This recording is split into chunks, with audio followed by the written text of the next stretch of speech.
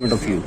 You see, having moved length and breadth of the entire Kashmir Valley and having met so many youth who are doing extremely well in spite of the circumstances which are prevailing here for over a couple of decades, and they have fought to emerge as achievers in their own right. I thought it was very important for their stories to be heard across, not only in the country and the world, but also in Kashmir, for people to be inspired. That while there is on one side a narrative, incorrect narrative is being run, but yet these young men and women have broken the shackles to achieve what they have achieved for themselves, for society and the country. And therefore, we reached out to the team of Josh Talks and requested them to come across and record their stories. And I'm indeed very grateful to Josh Talks, especially Mr. Ritesh Malik, who was the one who actually connected us to Josh Talks, and now Darpan Shahji, who's here to record these stories. 9 have been already recorded, and as has been already told, they have hit more than 1 million hits. And I'm very sure the stories which are now going to be recorded will inspire many more generations and many more youth of Kashmir.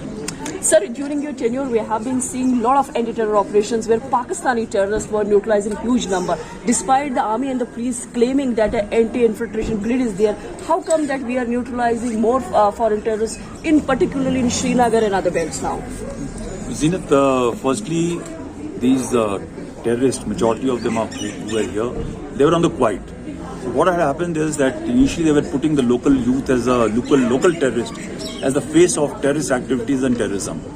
As these numbers of local terrorists started drying down and coming down, they are now getting slowly exposed, and they are compelled to come out of their respective hiding places and anonymity to carry out strikes and conduct terror operations against the Kashmiri people or locals, non-locals, and other people.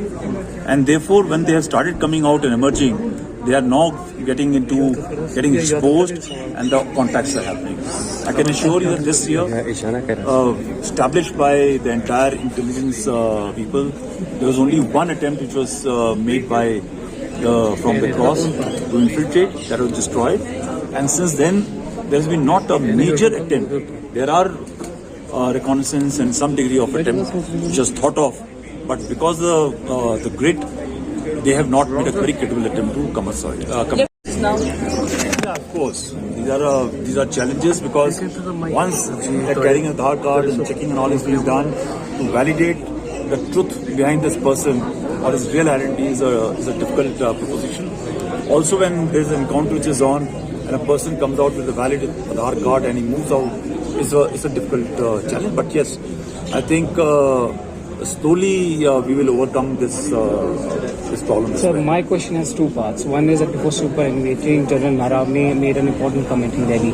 He said that there are certain night vision devices which have been found on the LOC, which US forces have also used. And second part is that there were reports that satellite phones are again being used by the militants and night device, to escape from cordons. How true is that, and how do you see it? Yeah, there are equipment, weapon systems which have been used in other parts of the world, which have found their way inside. It's definitely a challenge, but we have also changed our rules of engagement and procedures to contest that point.